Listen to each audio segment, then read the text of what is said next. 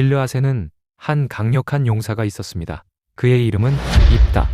하지만 그에게는 평생 지워지지 않는 깊은 상처가 있었습니다. 입다는 창녀의 몸에서 태어난 아들이었습니다. 그의 아버지 길르앗에게는 정실 아내가 있었고 그 아내에게서도 여러 아들들이 태어났습니다. 세월이 흘러 형제들이 장성하자 그들은 입다를 향해 차가운 시선을 보냈습니다.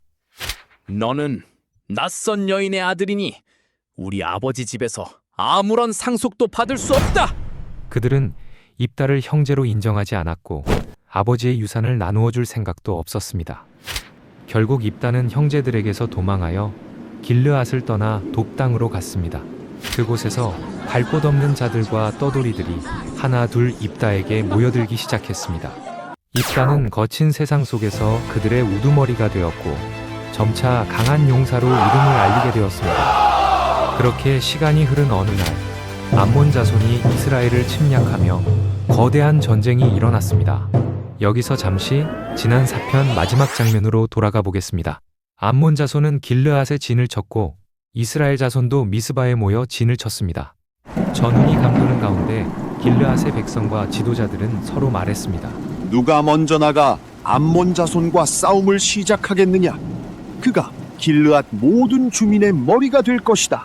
그러나 선뜻 나서는 사람은 아무도 없었습니다. 그때 길르앗의 장로들은 한 사람을 떠올렸습니다.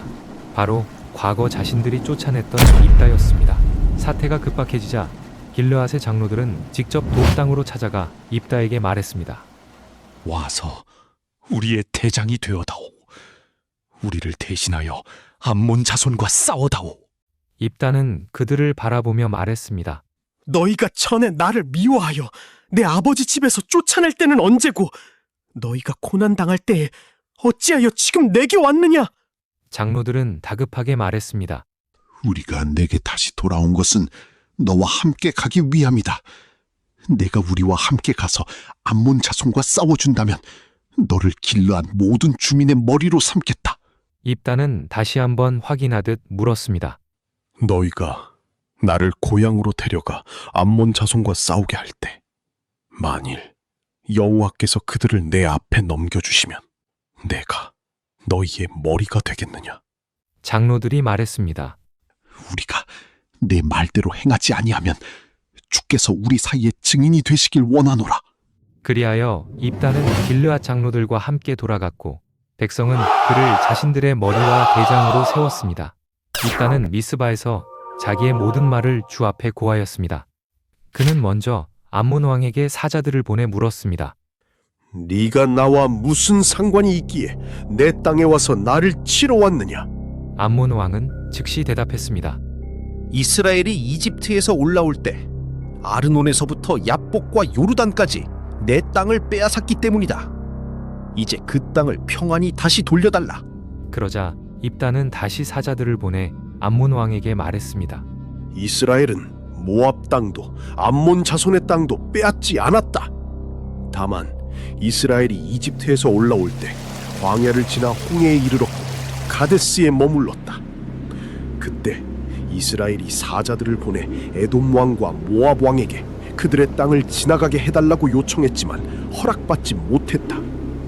그 뒤 그들은 광야를 따라 이동하여 에돔과 모압 땅을 돌아 지나갔고 모압 땅의 동쪽으로 와 아르논 맞은편에 진을 쳤으나 모압의 경내에는 들어가지 않았다. 그 후 이스라엘은 헤스본 왕 곧 아모리 족속의 왕 시온에게도 사자들을 보내 땅을 통과하게 해달라고 요청하였다. 그러나 시온은 오히려 온 백성을 모아 야하스에서 진을 치고 이스라엘과 싸웠다. 그러나 여호와 이스라엘의 하나님께서 시온과 그의 백성을 우리 손에 넘겨주셨고 우리는 아모리 사람의 땅을 차지하게 되었다. 너희가 너희 신 그모스가 준 땅을 소유하듯 우리도 여호와 우리 하나님께서 우리 앞에서 쫓아내신 자들의 땅을 소유하는 것이다. 입다는 계속해서 암몬 왕을 향해 말했습니다. 우리가 이 땅에 거한 지 이미 300년이 되었다. 그동안 왜 되찾지 않다가 이제 와서 시비를 거느냐? 심판자 되시는 여호와께서 오늘 이스라엘 자손과 암몬 자손 사이를 판단하시기를 원하노라. 그러나 암몬 왕은 그의 말을 들으려 하지 않았습니다. 결국 모든 논쟁은 전쟁으로 향하게 됩니다. 바로 그때 여호와의 영이 입다에게 임하셨습니다. 입다는 길르앗과 므낫세를 지나며 군사를 모았고 미스바를 거쳐 암몬 자손을 향해 진군했습니다. 전쟁을 앞둔 그 순간 입다는 여호와께 서원하며 말했습니다.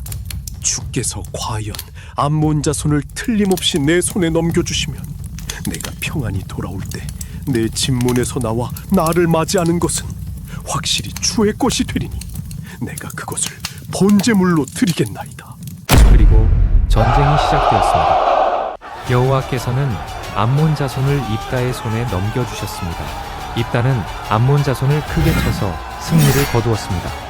사실 하나님께서는 이미 주의 영을 입다에게 부어주셨고 전쟁의 승리 또한 허락하셨습니다. 그러나 입다는 하나님을 온전히 신뢰하기보다 자신의 서원으로 승리를 더욱 확실히 붙잡으려 했습니다.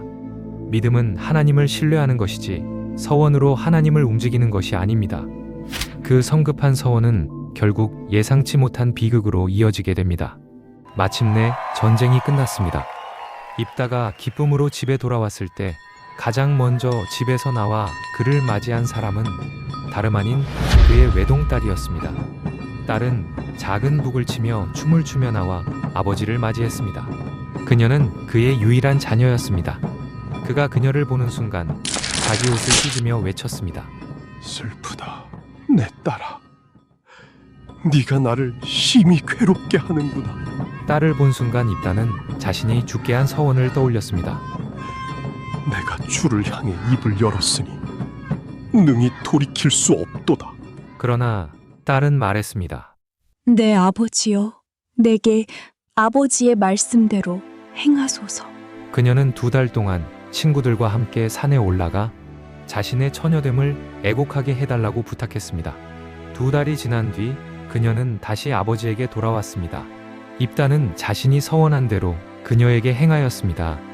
이 사건이 실제 인신번제였는지 아니면 평생 결혼하지 않고 하나님께 바쳐진 것인지를 두고는 여러 해석이 존재합니다. 그러나 어느 해석을 따르든 분명한 것은 입다와 그의 딸 모두 평생 지워지지 않을 아픔을 겪게 되었다는 사실입니다. 그러나 비극은 아직 끝나지 않았습니다. 암몬 자손과의 전쟁이 끝나기가 무섭게 이스라엘 내부에서 또 다른 갈등이 터져 나왔습니다. 이번에는 외부의 적이 아니라 동족이었습니다. 에브라임 사람들이 군사를 모아 요단강을 건너 길르앗으로 쳐들어온 것입니다. 그들은 입다를 찾아와 거칠게 따졌습니다. 네가 암몬 자손과 싸우러 갈 때 어찌하여 우리를 불러 함께 가지 아니하였느냐? 과거 기드온에게도 같은 문제를 제기했던 에브라임 지파였습니다. 그러나 이번에는 결과가 달랐습니다. 입다가 그들에게 말했습니다. 내가 내 백성과 함께 암몬 자손과 크게 다툴 때 너희를 불렀으나 너희는 나를 그들의 손에서 구해내지 아니하였다. 너희가 나를 구원하지 아니하는 것을 보고 나는 내 생명을 돌보지 아니하고 암몬 자손에게 건너가 싸웠다. 그리고 여호와께서 그들을 내 손에 넘겨주셨다. 그런데 너희가 어찌하여 오늘 내게 올라와 나와 싸우려 하느냐? 하지만 에브라임 사람들은 물러서지 않았습니다. 오히려 길르앗 사람들을 모욕하기 시작했습니다. 너희 길르앗 사람들은 에브라임과 므낫세 가운데 도망자들에 불과하다. 이 말은 단순한 욕이 아니었습니다. 길르앗 사람들은 요단강 동쪽에 살고 있었기에 오래전부터 서쪽 지파들로부터 변방 취급을 받곤 했습니다. 그런데 에브라임 사람들은 그들의 정체성과 자존심을 정면으로 짓밟으며 너희는 제대로 된 이스라엘도 아니다 라고 조롱한 것이었습니다. 이미 감정이 격해져 있던 상황에서 이 모욕은 불에 기름을 붓는 말이 되었습니다. 결국 동족 간의 싸움이 시작되고 말았습니다. 입다는 길르앗 사람들을 모아 에브라임과 싸웠고 길르앗 사람들이 에브라임을 쳐서 무찔렀습니다. 패배한 에브라임 사람들은 목숨을 건지기 위해 도망치기 시작했습니다. 그러자 길르앗 사람들은 요단강 나루터를 먼저 점령했습니다. 그리고 강을 건너려는 사람들을 하나씩 붙잡아 물었습니다. 네가 에브라임 사람이냐? 그가 대답했습니다. 아니라 그러면 길르앗 사람들은 말했습니다. 그렇다면 십볼렛이라고 말해보아라. 그러나 에브라임 사람들은 그 발음을 정확히 하지 못했습니다. 그들의 입에서는 다른 소리가 나왔습니다. 볼렛. 그 순간 정체가 드러났습니다. 길르앗 사람들은 그들을 붙잡아 요단강 나루터에서 죽였습니다. 그때 죽은 에브라임 사람의 수는 무려 4만 2천 명이었습니다. 외부의 적과의 전쟁에서 승리했던 이스라엘은 결국 내부의 교만과 분열로 인해 더 큰 상처를 입고 말았습니다. 입다는 6해 동안 이스라엘을 다스렸습니다. 그 후 길르앗 사람 입다는 죽었고 길르앗의 한 성읍에 장사되었습니다. 입다의 시대가 막을 내린 뒤 이스라엘에는 몇몇 사사들이 이어서 백성을 다스렸습니다. 먼저 베들레헴 사람 입산이 사사가 되었습니다. 그에게는 30명의 아들과 30명의 딸이 있었으며 그는 7년 동안 이스라엘을 다스렸습니다. 입산이 죽은 뒤에는 스불론 사람 엘론이 사사가 되어 10년 동안 이스라엘을 다스렸습니다. 그 후에는 비라돈 사람 압돈이 사사가 되었습니다. 그에게는 40명의 아들과 30명의 손자가 있었고 그들은 모두 어린 낙이 70마리를 탈 만큼 큰 권세를 누렸습니다. 압돈은 8년 동안 이스라엘을 다스린 뒤 죽어 장사되었습니다. 거칠고 비극적인 입다의 시대는 지나갔고 이스라엘은 다시 잠시 평온을 되찾은 듯 보였습니다. 사람들에게 버림받았던 입다는 하나님의 뜻으로 이스라엘의 구원자가 되었습니다. 그러나 그의 시대에는 승리와 비극이 함께 남았습니다. 그렇게 입다의 시대는 막을 내립니다. 하지만 사사기의 역사는 아직 끝나지 않았습니다. 평화가 찾아올 때마다 이스라엘은 하나님을 잊었고 하나님을 잊을 때마다 또 다른 어둠이 찾아왔습니다. 이제 사사기에 등장하는 마지막 사사이자 가장 유명한 사사 삼손의 이야기가 시작됩니다.